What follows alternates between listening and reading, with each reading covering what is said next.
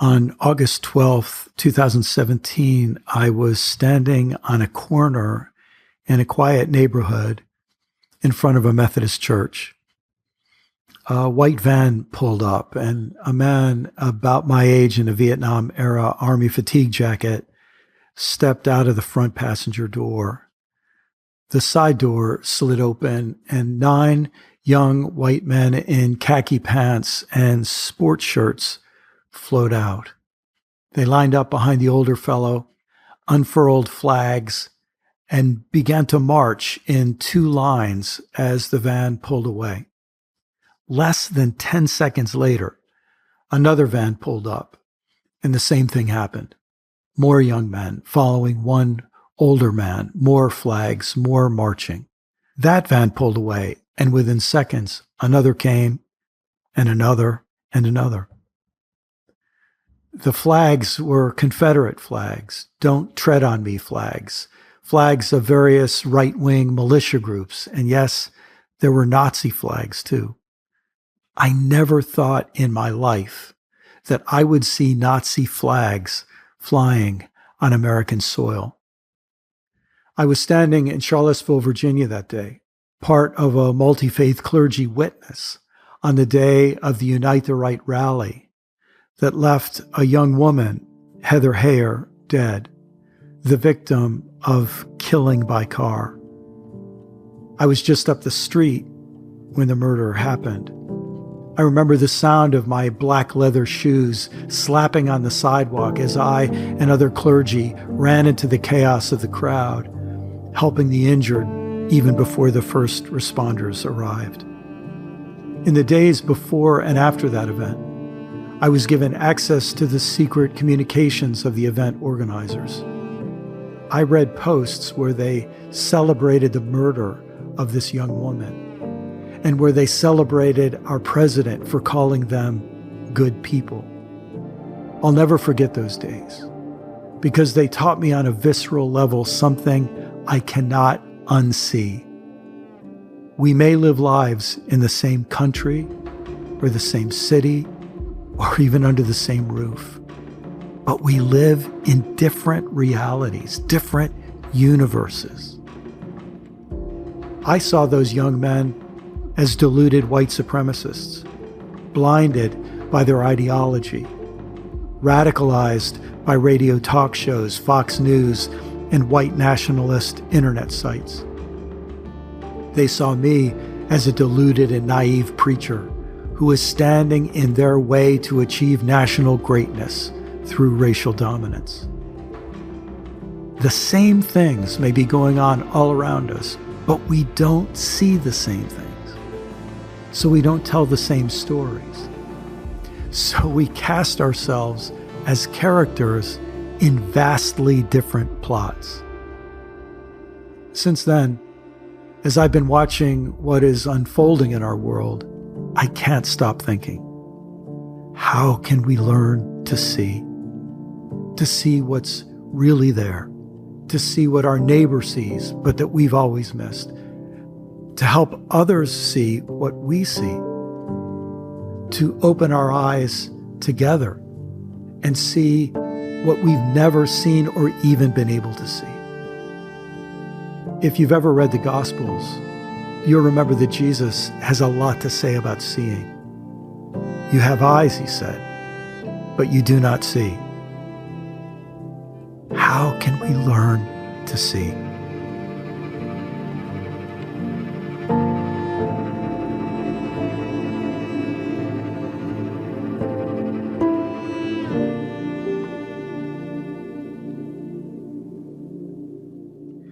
Welcome, everyone. So glad you're part of this conversation with us. And I'm especially glad to have my dear friends and colleagues, Reverend Dr. Jacqui Lewis and Father Richard Rohr, here with me. I wonder, Jacqui, if you could just begin by introducing yourselves to everybody. Tell them a little bit about you and what you're up to lately. Thank you, Brian. It's so good to be with you. And Richard, it's so good to be with you, too. I missed you. It's good to see you. Everyone, I'm a Protestant clergy. Presbyterian. I serve as the senior minister at Middle Collegiate Church in Manhattan. We are the oldest corporation in America and the oldest continuous Protestant church in America. We date back to 1628. So we've got lots of history, we've got lots of good things, and we've got a little bias working for us too. I'm a PhD in psychology and religion and found myself in graduate school in search of theories that made sense for what I was experiencing. So I really gravitated toward a narrative way of thinking about becoming a person, Brian, and the stories that shape us, the stories that resonate with us, the stories that make us who we are. That's what I'm excited about today, is sharing in this conversation with you and Father Richard as we think about bias and stories. Beautiful. Thanks. And Richard, so good to see you. I miss being in person with you. Catch us up. Just how are you holding up in these crazy times? Yeah, I was thinking it's almost exactly 6 months that most of us began to hole up, however we did. I'm here in my little hermitage, which should have prepared me for quarantine, a religious name for it, but I'm doing okay. I started creating yesterday a litany of death, not in a morbid way, but just in a realistic way. So I know I'm feeling an awful lot that I don't know how to process. But apart from that, I'm doing okay. That's good. Yeah, I don't know how people get through this, though, without faith. Yes. Amen. Yeah. I don't. Yeah. That's right. Turbulent times, so many different kinds of pandemics sweeping through our nation and world at the same time. Yes. I, Richard, want to start by thanking you for something. I'm not even sure that you'll remember this, because during the years that, both of us were on the road traveling, we bumped into each other a number of times, and I would always try to steal a dinner or a meal with you somehow. And I think we were in San Diego, but I might be wrong. And we were, as I recall, sitting in a little Mexican restaurant.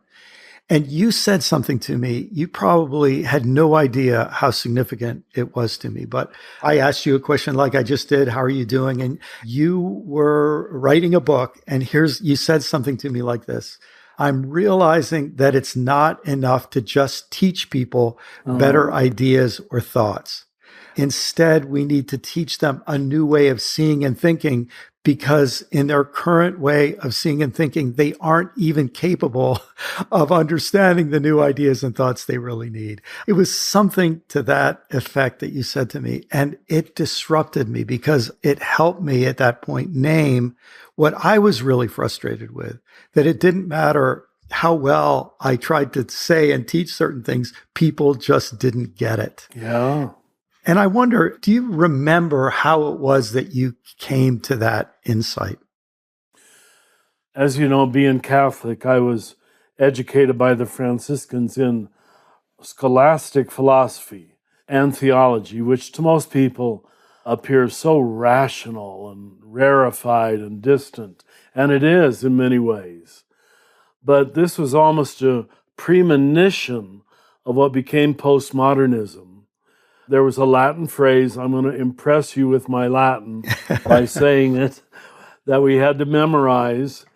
And the professor would just put out his hand, and the whole class, we'd repeat it.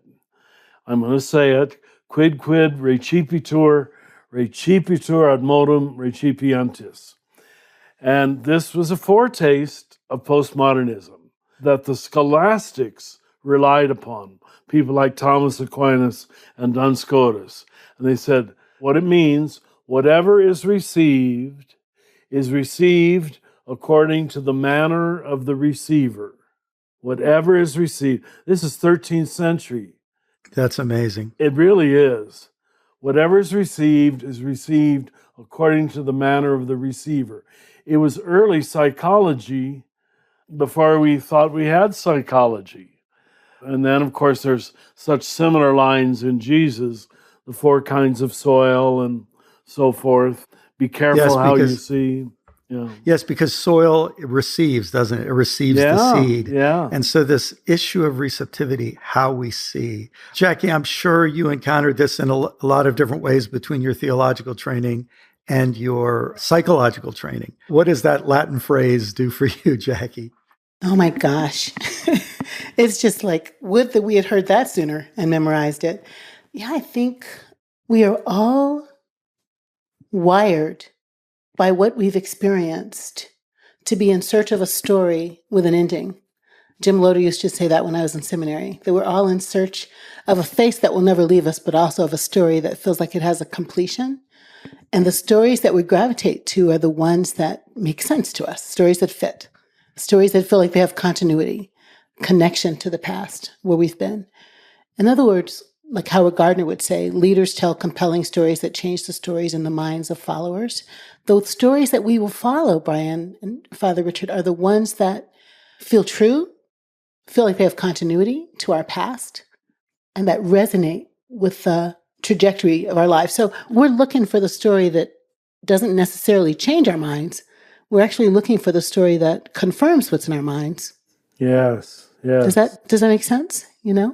It really does. In fact, that we're going to circle right back to that in just a couple of minutes, Jacqui. It strikes me, though, my theological training as a conservative evangelical, everything for me was oriented around finding the theological system. Systematic theology was the ultimate. We didn't even know we were getting systematic theology. We were told it was the Christian worldview. And I remember, Jacqui, when I had this moment of almost just a revelatory insight where I realized every one of those doctrines that we plugged into our outline or our system, there was a story behind it, and there was a group of people who articulated it, and they did it in a certain context. So this awareness of, Richard, can I get you to say the Latin phrase one more time and just... Okay. Quid, whatever, recipitur ad modum recipientis, is received according to the manner of the receiver. Mm-hmm. So this sense that we receive according to who we are, and we fit everything we have into certain stories that we're working with, those two insights are so powerful. And if I could go back to the 23-year-old me who was just beginning to preach, I don't know if I could have accepted it, but maybe if I could have quoted Latin and somebody as scholastic, it would have given me more respect to give it a chance. But I'll just tell you both, this all really started coming together for me in the winter of 2016. And I remember I was watching one of the Republican conventions, and all of, there was, I can't remember, 13, 16 candidates or something. And one by one, I watched Donald Trump vanquish them. And then one by one, I watched them submit to him. And I remember saying to my wife, I think this guy's going to win because I think he has some hidden key into some glitch into the programming of the human brain. That's how I said it. Wow. And I called a friend of mine who's a clinical psychologist, and I said, hey, listen, if you can help me understand what's going on in this election, if you see anything from the world of psychology that will help me understand, would you start sending me those articles? And so he started sending me all these articles. And I came across just this simple idea of bias. And let me offer a definition of bias. Bias is a prejudice or pre-critical inclination in favor of or against something. It's a pattern, a prejudice or pre-critical inclination. Before we even think about it, we bring it to bear. And we could say it's a pattern of distortion in our ability to see what's there. So it has to do with seeing, it has to do with thinking, it has to do with, Richard, that Latin phrase, receiving, the manner of the receiver, that we aren't objective when we come to anything, but that we have a whole set of inclinations or prejudices. And now, in a sense, that's really obvious. But then what happened is my friend started sending me these articles. I started trying to articulate different kinds of bias. And for a reason I'll explain later, I was able to wrestle all of them into words beginning with the letter C. Yeah, brilliant, brilliant. Go ahead. It's the old preacher like a part good of me. preacher, that's right. Exactly. And what I'd like to do, I'm just going to very briefly read through the whole list. And, Good. And as I read through it, if any one sticks out to either of you that you would like to say something about, or if you have any general impressions, I'd love to hear it. And then we're going to just focus on the first two. But I'm going to read all 13 just because I want folks to get a sense of the big lay of the land. Okay, so here goes. Here are 13 biases that affect the way we receive or the way we see. First, confirmation bias. The human brain welcomes information that confirms what it already thinks and resists information that disturbs or contradicts what it already thinks. That's first one. Second one, complexity bias. The human brain prefers a simple lie to a complex truth. Third, community bias. The human brain finds it very hard for you to see something your group doesn't want you to see. In other words, we put tribe over truth. This is also known as social confirmation bias. Fourth, complementarity bias.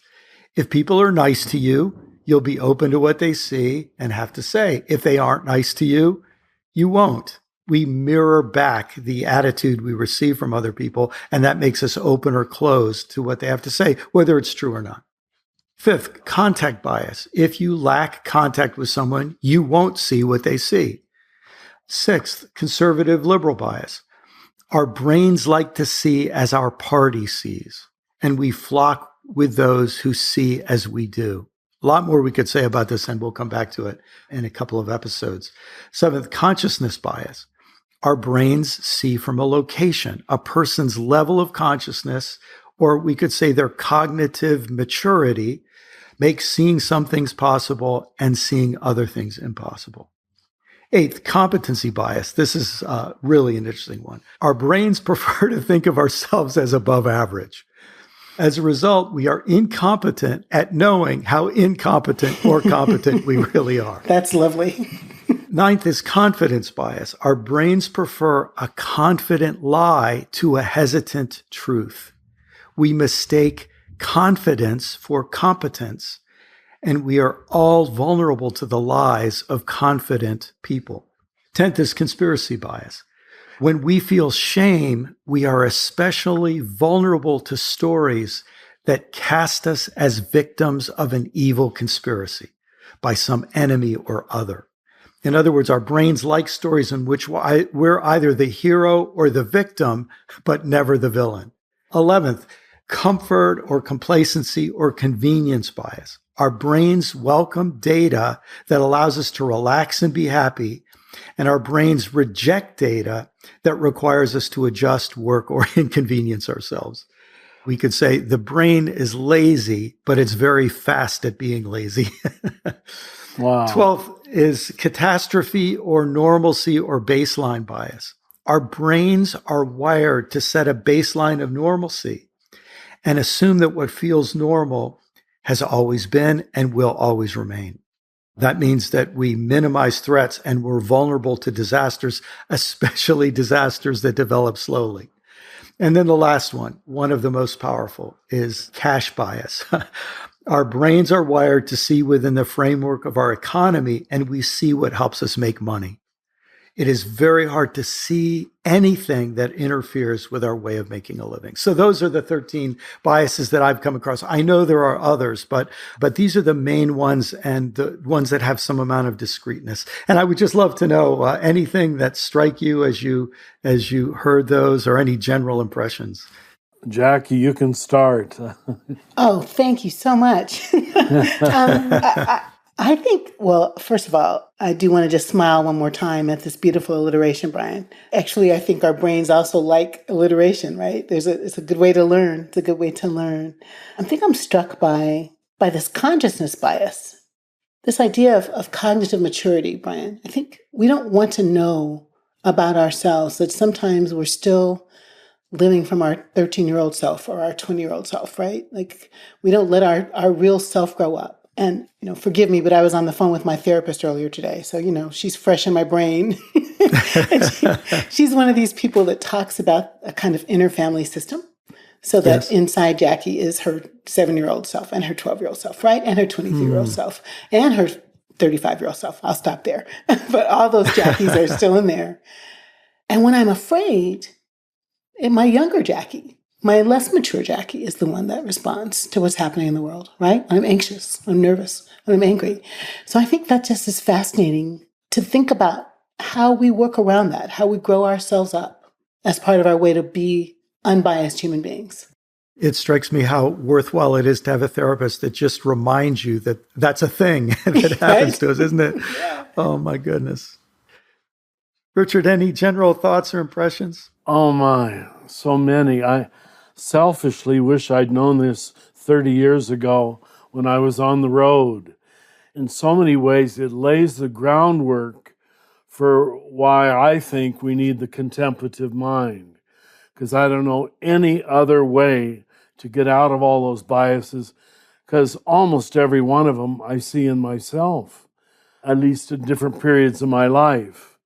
And I think there's a lot of people out there who are good-willed enough, who are honest enough, that if they were just presented with what you just presented us with, would have the freedom to investigate, how can I let go of that? Or how can I move beyond that? So I find this very helpful, Brian. Thank you. Thank you. Well, Richard, this to me is one of the realities of the contemplative mind and the contemplative practice that is so attractive. Something I hear you say a lot is, you are not your thoughts. You are not your reactions. Yes. And the ability to, in a sense, draw a line between that thought or even that prejudice or bias or that habit or whatever, and the essential me, or to give myself some place to stand other than in the middle of my reactions and my compulsions and all the rest. Well said. Well said. That's right. This is very helpful.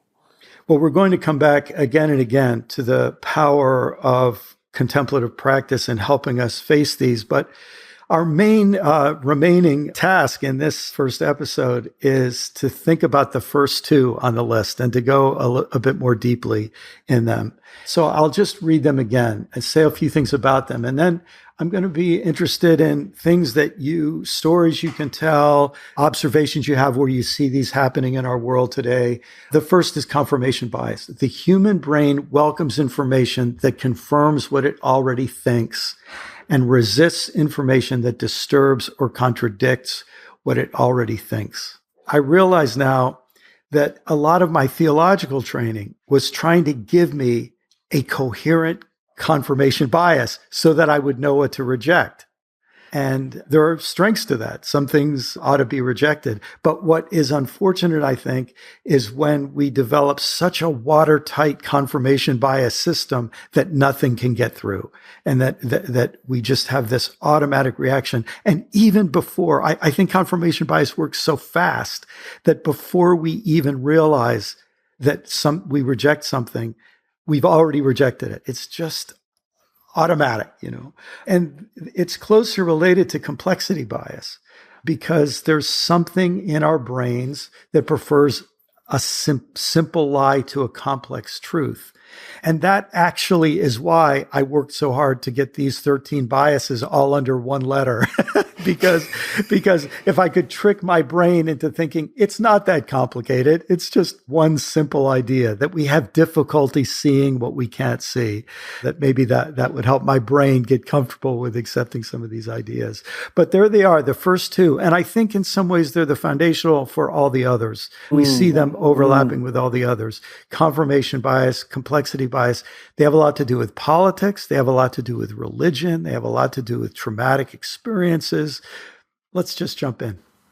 My, does that say it? I'm thinking of, again, everyone looks at it through their own lens. Here's my younger person lens, too. Before that pivotal event that we call Vatican II, the only time we bothered with Protestants was to show immediately how they were wrong, how they were wrong on this or that, how they abandoned Holy Mother Church. And it was just settled. We didn't have to engage with a single Protestant. It was a very enclosed world of confirmation bias. And we were such a big church with our own universities and our own schools that we could stay inside of that rather easily and didn't have to hear anybody else with a Lutheran bias or a Calvinist bias. We just knew right up front why they were wrong. Yes. It was so stupid. And there's the amount of people who are still there is just heartbreaking. Yeah. Well, if it makes you feel any better, Richard, I grew up fundamentalist Protestant, and we thought about Catholics exactly the same way. I'm sure you did. Yeah. That's hilarious. I didn't know any Catholics. So how's that? How's that for confirmation bias? That's not true. We went to Catholic Girl Scouts. Richard, your humility just makes me smile all from my head to my toes about the feeling of how stupid that was. I think as a young woman, the confirmation bias in my family, in my faith life, really was wounding.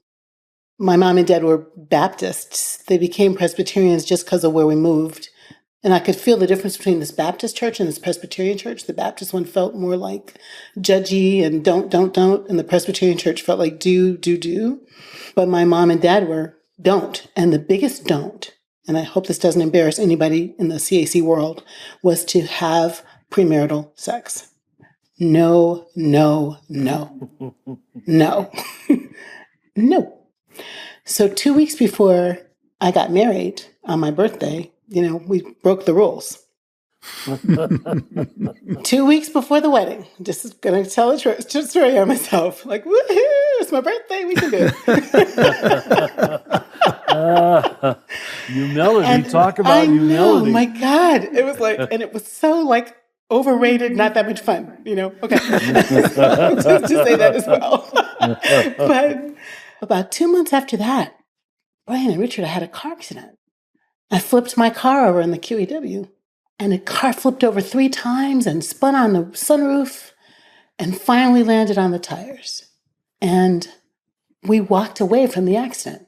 But I was 100% convinced that those 2 weeks before breaking the rules 2 weeks ahead of time is why I had that accident. Can you imagine? That haunted me for years. Wow. Because everything in my faith life, everything in my life said good girls don't, and you were bad. And therefore, This God that we had created in my faith life punished me. And the accident confirmed, right? Mm-hmm. The wrongness and the God that was like that. So this is so, I mean, it's so sad the way also we think about parents who've been told that their queer kid is going to hell. Yes. And then they put their queer kid out. And then their queer kid commits suicide. So this kind of confirmation bias can be so damaging. It's so powerful, right? isn't it? It just makes me want to cry. And, Jacqui, as you shared that on a personal level, I think all of us realize that we all have these structures at work in us, and we torture ourselves, and then you realize we have these as societies, and all of this confirmation bias works. And of course, a huge part of your life, your whole life message, Jacqui, has been addressing developing anti-racist faith communities and helping people. And of course, you think of the role of confirmation bias in racism. It's staggering. And you also think of complexity bias, because what happens is a white kid grows up inheriting all kinds of complexity bias in the form of racism. That's right. And then he meets a very smart Black person, or a Christian meets a very kind Muslim or Hindu person. Yes, that's right. And that complexifies his worldview. Hold it. I thought I knew who the good guys were and the bad guys were. And now my simplicity is being disturbed. And so I have to do one or of two things. I either have to just stay away from that person, or I have to say that person's an exception, or that person's a fraud, or I have to find something to vilify that person to squeeze them back into the confines of my bias. Precisely. Or we end up with a third way, which we hope is where we end up, right? Where the third thing is our contemplative mind helps us to step outside of that thought and embrace another. But because the God thing, right? The God thing, you and me and Richard as people of faith, we can project those stories, those biases onto God, right, Brian? Yes. God, yes. God has ordained men to lead, women to be quiet. God has ordained white as right, right as powerful. God has ordained straight as, all of Yes. that stuff gets stuck in the religion story. And so how do we push ourselves, right, to a third space where there's something else besides squeezing someone in the box, that we let God come out of the box, if you will, right? Yes. Yeah. Yes. Oh my. Yeah. What's striking me is how dangerous the notion of church most of us were raised with as being a homogeneous group of like-minded people. I mean, we were just set up for resistance to other voices. That church without diversity can hardly be church. Right. Can hardly, Yes. Correct. when we confuse uniformity with unity in the spirit. My, this is revolutionary. And yet, most of us prefer to be around people who think like we do, not realizing what a trap that gets us into. Makes a huge difference too, whether we're in the majority or a minority, doesn't it? Like, Oh, Richard, yeah. it makes me think for you and I as white men, we both grew up in predominantly white churches Yes. where men were in charge. Yes. And that was the case in the community at large. And then you think how different it is, for example, to be a member of a Muslim community or even a synagogue in America where you make up 1% of the population, where that group of people, in a sense, the confirmation you have to have in that small group or in a black church is to say, outside everybody says we're inferior, outside everybody says we're second class. Here in this inside community, we can hold another truth and reinforce it. So these different bias communities all interact with each other. That's true, Brian. And there's a way in which, when Richard says, how can it hardly be a church if it's not diverse? What's really true is the diversity of human community is what helps us to break out of these biases, right? Yep. When I'm not the exception anymore, and when you bump into more people like me, when I bump into more people like you, I'm stretched, I'm elastic, my consciousness is expanded. My little Jacqui gets to grow into bigger thoughts. And I think it's true that people of color, people on the margins, the religious minorities, the gift we bring to human community is we complexify the simple lie. The simple lie is not truth. And as soon as I'm thinking about this family who put their kid out, who killed himself. They were never going to get him back. But they started mentoring other college-age kids in Seattle. And they would say, what if my little boy had grown up to be like Bob? Or, so their whole story has changed. And same thing around race. The simple lie, the whites are created in some way better than everybody else, is totally disrupted with the complexity of diverse community. One of the gifts that African Americans, queer people, Muslims, Jews, people on the margins, one of the gifts that they give human community is that they complexify the truth. So that the lie can't stand that white people are somehow created better, inherently better. And the more we bump into the folks who are so-called other, the more we're stretched and more we're pulled out of that bias and have new truths because we have tangible evidence of the beautiful, powerful creativity that was our God that made all of this diversity for us to enjoy. As I'm just thinking with the two of you, it makes me realize first how dangerous it is to be alive. Wow. how easily we can slip into these little eddies of where our confirmation bias is protected and reinforced, and where our complexity bias is protected and reinforced. And it makes me realize how much I need places where I am allowed to think freely. And of course, in the contemplative life, I think in the best case, we, in a sense, let things settle and acknowledge I'm deceived in many ways. I'm blind in many ways. I don't see in many ways. Richard, I love how you say it sometimes that contemplation is receiving as much reality as we can bear, to open ourselves and render ourselves vulnerable to seeing more. Well, in our next episode, we're going to take the next step and look at two more biases that we've already really touched on. We're going to look at community bias and complementarity bias. In a way, we take what goes on in our own brain, and now we link our brain with other brains in our community, and we see how bias works there. Thank you so much to both of you for this rich discussion today. Thank you, Brian. Wow, I feel like I'm receiving. I'm not giving anything. This is wonderful. Thank you.